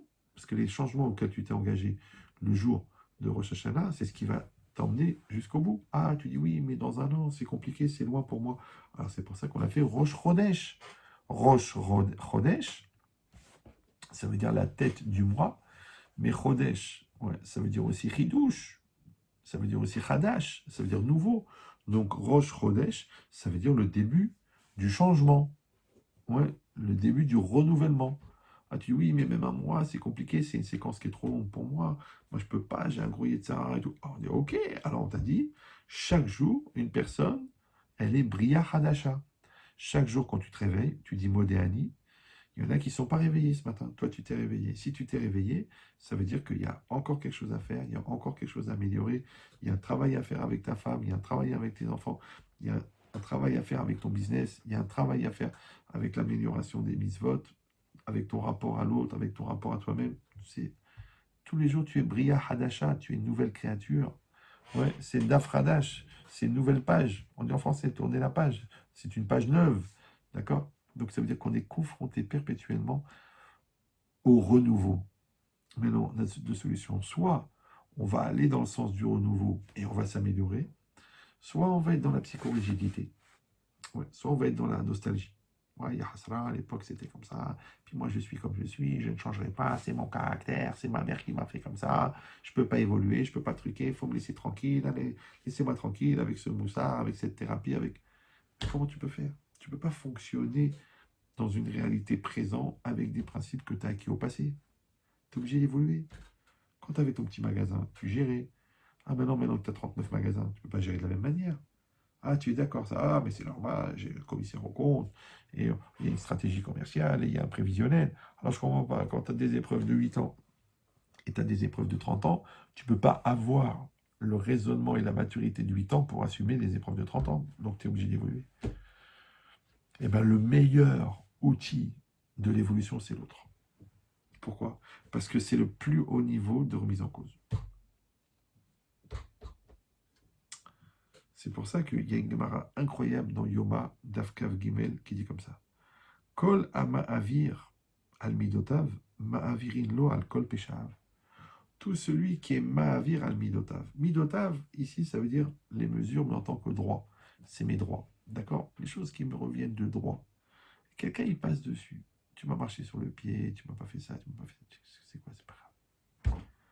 Ma'avirin lo al kol peshav, on va lui effacer toutes ses fautes. Mais quel rapport?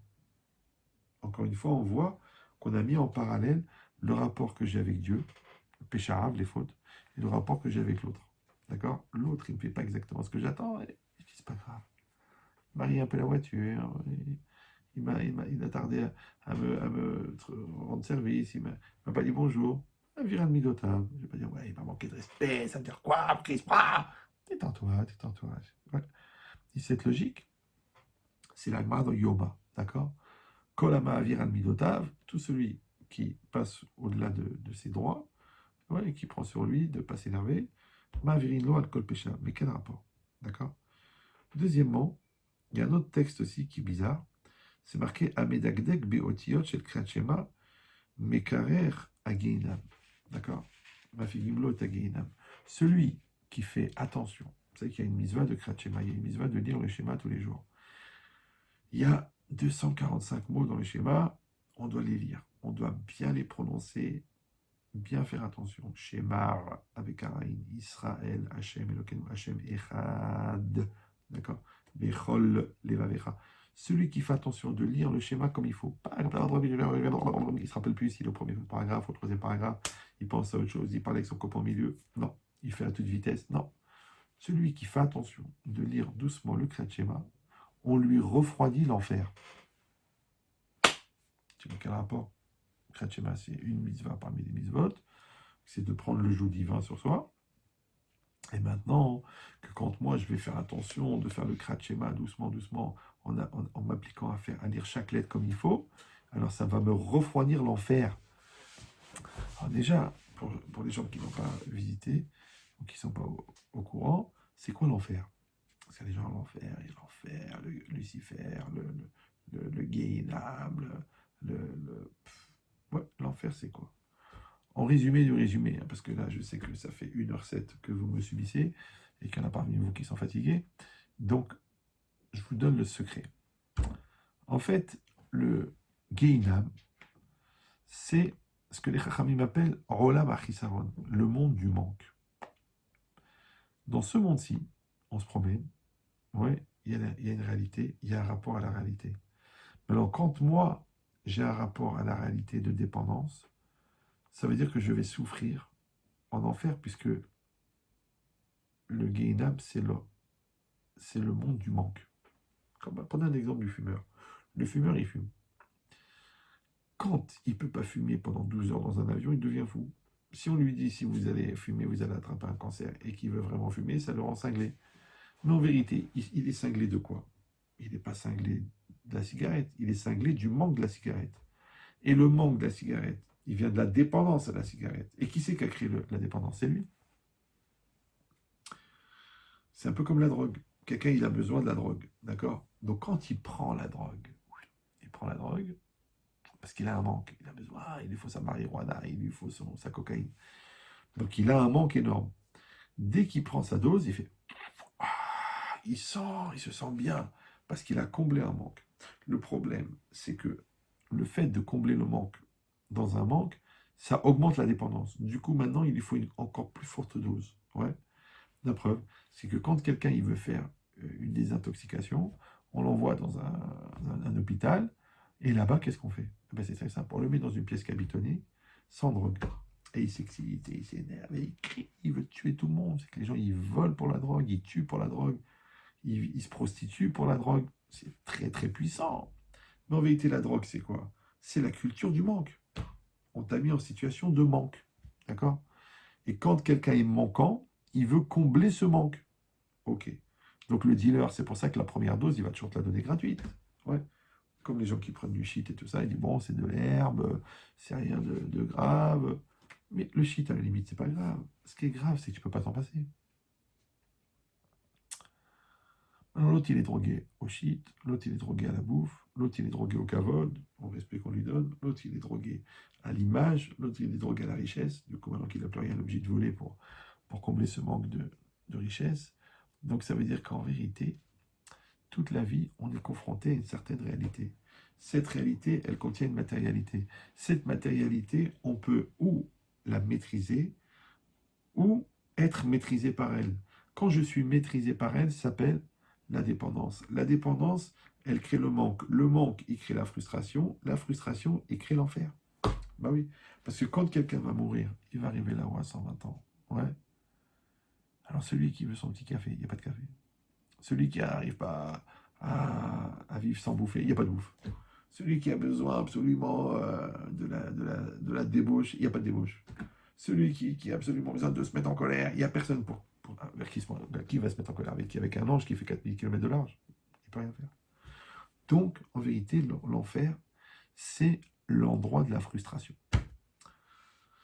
Donc, juste un petit test comme ça qui peut être bien pour chacun, c'est que si quelqu'un se demande c'est quoi l'enfer, moi, ils viennent chez moi, mais c'est quoi l'enfer? C'est des flammes, c'est de la braise, c'est de la lave en fusion, on va être mis dans de l'eau bouillante, on va découper en morceaux, on va nous imposer le visage de notre belle-mère. Pas à ce point-là, d'accord? Non, non, tu veux connaître ton enfer, si tu veux savoir à quoi il va ressembler ton enfer, tu regardes de quoi tu es dépendant. Bah oui, parce que ici, tu crées une dépendance. Quand tu meurs, tu gardes la même dépendance, mais puis tu ne peux pas la combler.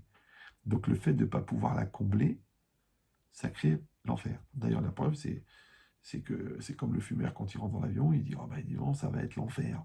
Ouais. Quand le non-religieux il rentre dans une synagogue, il dit quoi, combien ça dure 4 heures? Ça va être l'enfer. Donc en fait, l'enfer, c'est le fruit de la frustration. Donc vous avez compris qu'il y a deux manières de vivre dans la vie. Soit tu vas combler tes manques, soit tu vas maîtriser tes manques. Maintenant, il y a la matérialité et la spiritualité. Dans la spiritualité, il faut combler les manques, et dans la matérialité, il faut maîtriser les manques. C'est pour ça que dans la bouffe, tu fais attention à ce que tu manges, tu vois que tu manges trop, tu vois que tu bois trop, tu vois que tu fais n'importe quoi avec ton corps, tu dis il faut maîtriser. Donc en fait, dans la matérialité, il faut maîtriser, d'accord, le manque. J'ai un manque, j'ai faim. Eh ben tu manges pas. Ouais. Quand on dit quand tu as faim, bah, tu bois de l'eau chaude. Quand tu as soif, tu bois de l'eau froide. Tu dis j'ai envie de manger 3 kilos de charcuterie. Non, des haricots verts. Des haricots verts, c'est la mort. C'est l'enfer. Eh oui, mais tu maigris. Donc ça veut dire quoi? Ton corps, il se sent mieux. Il y a moins de gras dans ton corps. Donc ça veut dire quoi? Ça veut dire que tu vois que le rapport à la matérialité, ouais, il doit être dans la maîtrise. Le rapport à la spiritualité, il doit être dans le comblé. Parce que tu as besoin du schéma, tu as besoin d'être fini, donc tu as besoin de la Torah. Vas-y, comble. Ouais. Et tu là, le manque, il faut le combler, le manque, il faut le maîtriser. Mais comme les gens, ils font l'inverse, qu'ils maîtrisent dans le spirituel, ils disent, bon, c'est déjà pas mal, j'ai mis une kippa l'année dernière, et dans la matérialité, ils sont toujours en demande, et encore mieux, et encore plus, et encore plus. Donc ils sont de plus en plus dépendants.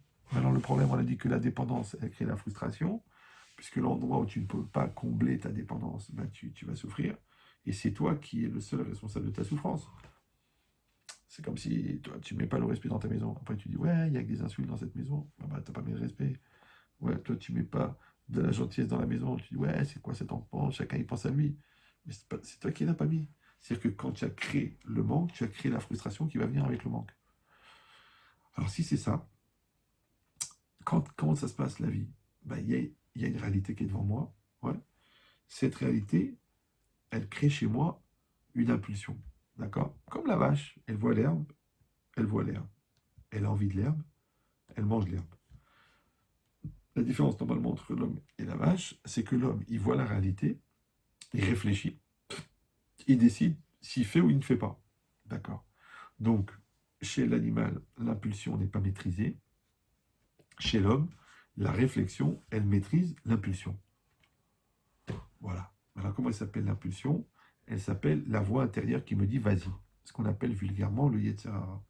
L'autre, il appelle ça une tendance, l'autre, il appelle ça une essence négative. L'autre, il appelle ça la zone d'ombre. Ouais, chez Freud. Donc chacun, il donne une qualification, un qualificatif à quelque chose à l'intérieur de moi qui n'est pas moi, qui est plus fort que moi. Maintenant, si moi, je suis pris en main par cette impulsion, je ne suis plus maître de moi-même. Voilà, voilà, voilà. Maintenant, le Kriyat Shema, chaque mitzvah, il a un Yetzirah. D'accord? Et le Yetzirah de la mitzvah, tu le vois par rapport au sens de la mitzvah. Comme la mitzvah de la Hamida, par exemple de la prière, c'est la concentration. D'accord? C'est marqué pour le servir de tout votre cœur. Et bien la mitzvah, c'est de se concentrer. Donc le Yetzirah, c'est de se déconcentrer. La mitzvah dans le Shalom Bayit, c'est de faire un dans le couple. Donc le Yetzirah, c'est de faire deux. D'accord? Je sais pas moi, la mitzvah avec l'enfant, c'est la patience. Donc, le Yetzirah, c'est la colère. Dans le travail, la mitzvah, c'est l'honnêteté. Donc, le Yetzirah, c'est la malhonnêteté. Donc, ça veut dire que chaque mitzvah, elle a son Yetzirah qui correspond. Maintenant, la mitzvah de Kriyat Shema, c'est de lire doucement, de prononcer chaque mot. Donc, le Yetzirah, c'est de lire vite, en sautant les mots, en avalant les mots, en mélangeant les mots. Maintenant, quand moi, je vais être devant le Kriyat Shema, il est devant moi, ce schéma. Et je le connais par cœur, parce que je le fais depuis que j'ai l'âge de 7 ans. Ouais. Et depuis la bar mitzvah, je le fais minimum 2 fois ou 3 fois par jour.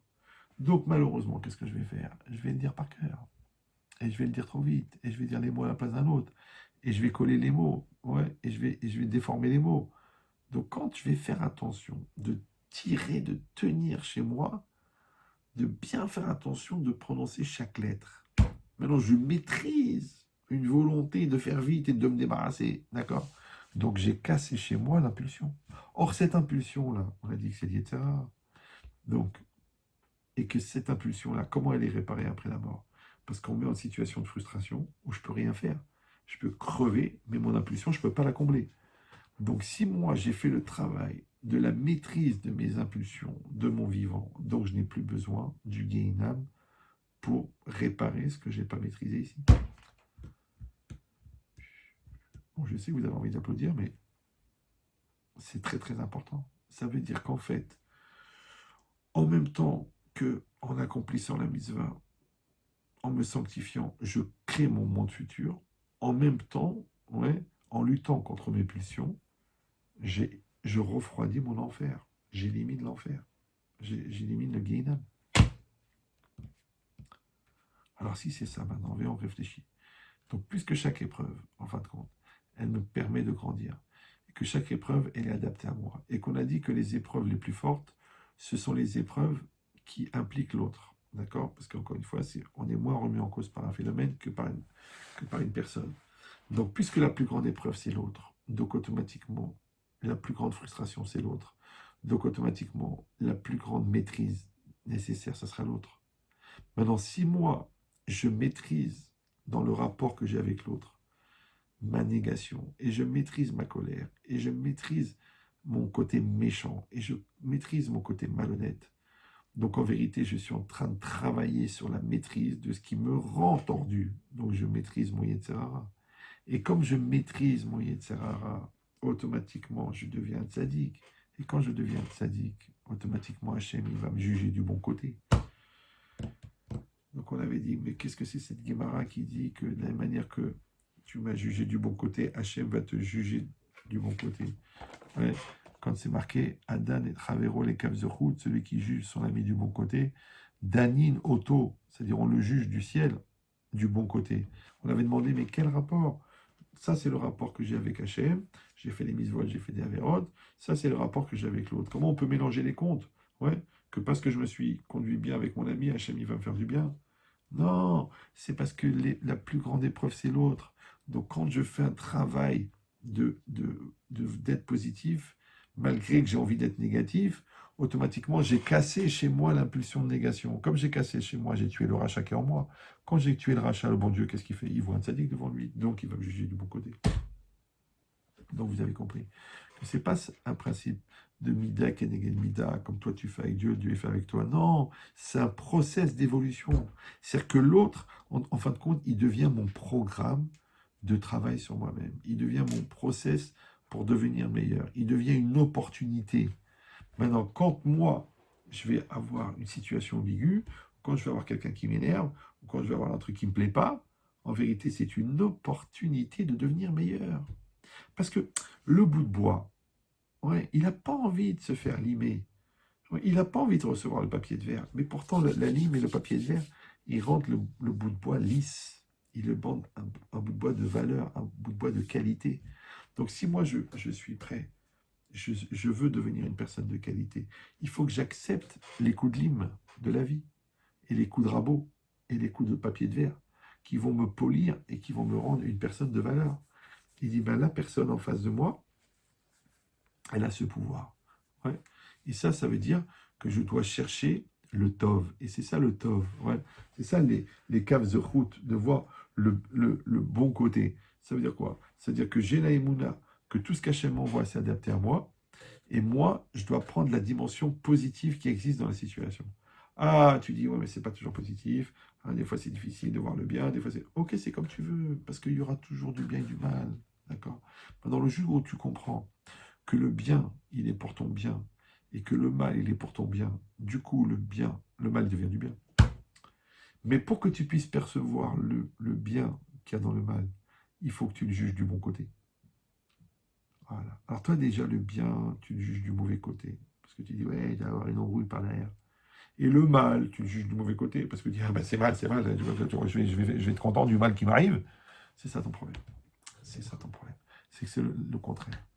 Maintenant, puisqu'on a dit que le plus grand entraînement, c'est l'autre, donc quand tu vas avoir une épreuve avec l'autre, toi, encore une fois, ça ne remet pas en cause que tu gardes ta dignité, que tu ne te laisses pas faire, que tu ne te laisses pas marcher sur les pieds, que s'il y a une embrouille, s'il y a une escroquerie, tu vas au bedding, tu vas au jugement, tu fais ce qu'il faut, que s'il doit rembourser, il n'y a pas de problème. Mais toi, à l'intérieur de toi-même, ouais, tu ne dois pas être troublé par ça. Tu ne dois pas rentrer dans la haine. Tu ne dois pas rentrer dans la rancune ou dans la vengeance. Tu dois garder ta sérénité intérieure et dire les choses, elles vont se faire petit à petit. Lui, il va crever parce qu'il ne veut pas rendre d'argent, qu'il s'étouffe avec. Et moi, je vais continuer à vivre ma vie tranquillement.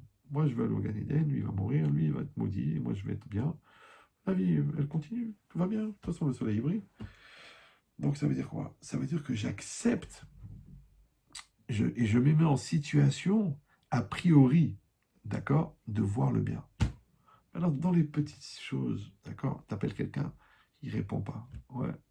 Eh ben, tu t'énerves, tu dis, ouais, je comprends pas, je l'appelle, puis il réfléchit, peut-être qu'il est occupé, peut-être qu'il est en réunion, peut-être qu'il est en train de s'étouffer, peut-être qu'il est aux toilettes. Juge du bon côté, d'accord? De la même manière, les enfants, tu les appelles 3 fois, ils répondent pas. Mais tu sais pourquoi? Parce que les 2 premières fois, ils t'ont pas entendu. C'est la troisième qui t'ont entendu. Donc, pour eux, il y a que c'est la première fois, la troisième. Donc, toi, tu t'énerves parce que tu dis, pourquoi vous répondez pas tout de suite? Mais ils t'ont pas entendu. De la même manière, l'autre, tu lui as demandé quelque chose, il a oublié. Mais toi aussi, tu oublies des choses. D'accord? Alors vas-y, juge-le du bon côté. Donc chaque chose, ouais, tu dis, ah, ma femme, elle a vieilli, mais toi aussi, t'as vieilli, Baba. Où il est le gigolo de l'année, de l'époque? Ouais. Donc, c'est-à-dire, dans chaque chose, tu dois être capable de voir le positif. Ouais. Et ça, c'est ça le Lekaf de route. Donc, quand la Mishnah, elle a dit, Avedan et Kol Adam Lekaf de route, tu dois juger tout homme du bon côté. Ça veut dire que chacun d'entre nous, il a du tov. Chaque situation, elle a du tov. Ouais. Chaque être, chaque circonstance, elle a du tov. C'est pour ça qu'on avait dit déjà ce Rabbi Israël Salanter qui dit, de Baal Shem Tov, qui dit Atzadik Roeta Tov. Le tzadik, il voit le bien chez l'autre, même s'il y a du mal. Le rachat, il voit le mal chez l'autre, même s'il y a du bien. Maintenant, le jour où tu vas réfléchir que pourquoi tu vois le mal, tu sais pourquoi? Ils disent les psychologues, parce que tu projettes la mort que tu contiens. Donc si tu exprimes la Ramma, c'est que tu contiens la Ramma. Ouais, si tu vois le mal, c'est que toi-même, t'es mal. Ça veut dire que t'es pas construit, ça veut dire que t'es pas entier, t'es pas complet. Donc, au lieu de t'évertuer à essayer de légitimer pourquoi est-ce que tu as jugé du mauvais côté, tu ferais mieux de faire ton auto-analyse et de dire quand même, ouais, j'ai jugé du mauvais côté, ça veut dire que je dois avoir un côté tordu, ça veut dire que je dois avoir un côté méchant, j'ai un côté... De toute façon, les choses, elles vont s'arranger, les choses, elles vont passer, les choses, elles vont s'améliorer. Alors pourquoi, entre-temps, j'ai pourri l'atmosphère? Il dit, ça veut dire que le travail, il est là. Le Avedan et Kol Adam, les Kavzerhout, juge tout homme. Maintenant, quand on dit cette notion de tout homme, ouais, ça ressemble aussi à Ezeu Chacham Alomed Mikol Adam, qui est le sage, celui qui apprend de tout homme. Alors j'avais dit, mais alors à ce moment-là, il n'existe pas le sage. Ah oui, parce qu'il y a 7 milliards de personnes dans le monde. Si on dit que le sage, c'est celui qui apprend de tout homme, alors moi, il y a des gens que je rencontrerai jamais dans ma vie, donc je pourrai jamais être sage, puisque je n'ai pas appris de tous les humains, de tout le monde, de tout homme. Non, la réponse, elle est simple. C'est que tout homme, ça veut dire toute personne qui va rentrer dans ma sphère et qu'Hachem va m'envoyer pour que je tire une leçon. Alors moi, je dois avoir la sensibilité de dire, tu vois, de cet enfant-là, j'ai compris ça. De ce vieux-là, j'ai compris ça. De ce jeune-là, j'ai compris ça. De ce juif, j'ai compris ça. De ce non-juif, j'ai compris ça. Est-ce que tu es prêt à apprendre? Maintenant, apprendre, ça veut dire tirer, prendre, ouais, le positif qu'il y a dans la situation.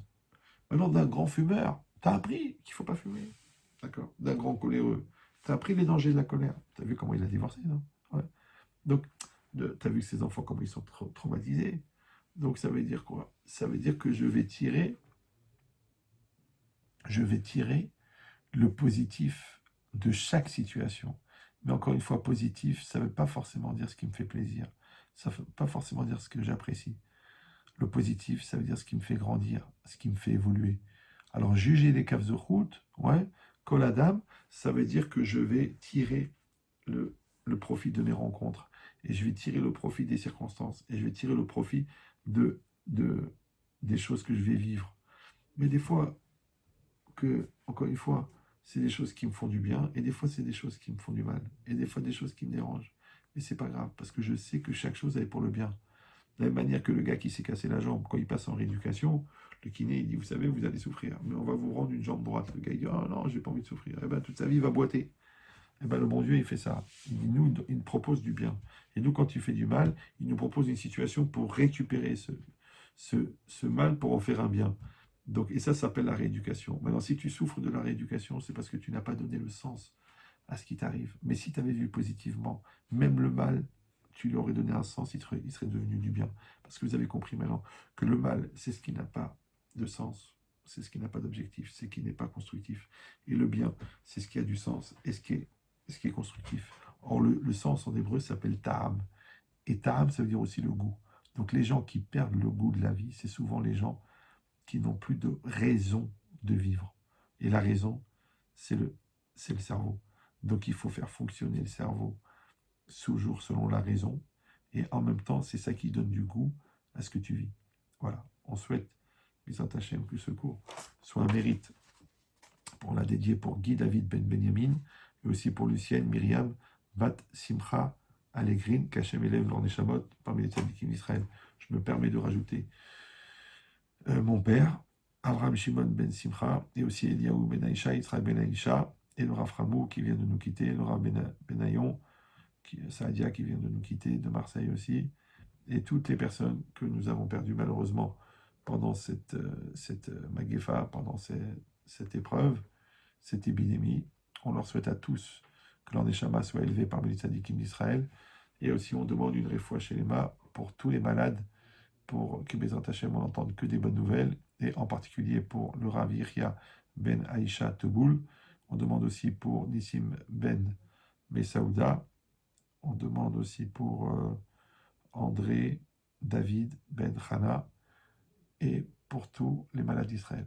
Merci à vous tous d'avoir suivi ce cours.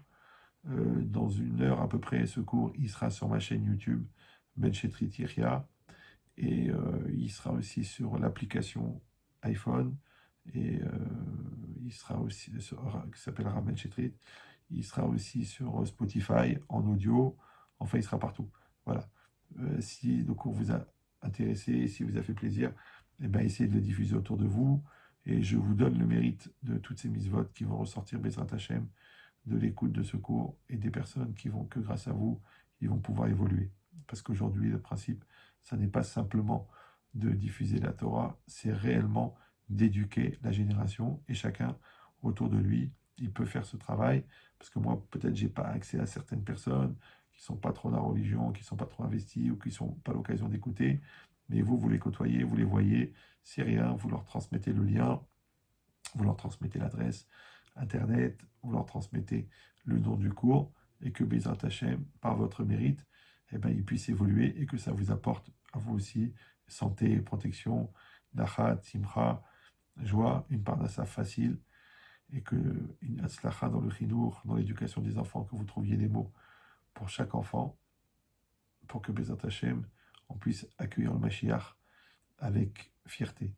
À bientôt et merci à vous tous.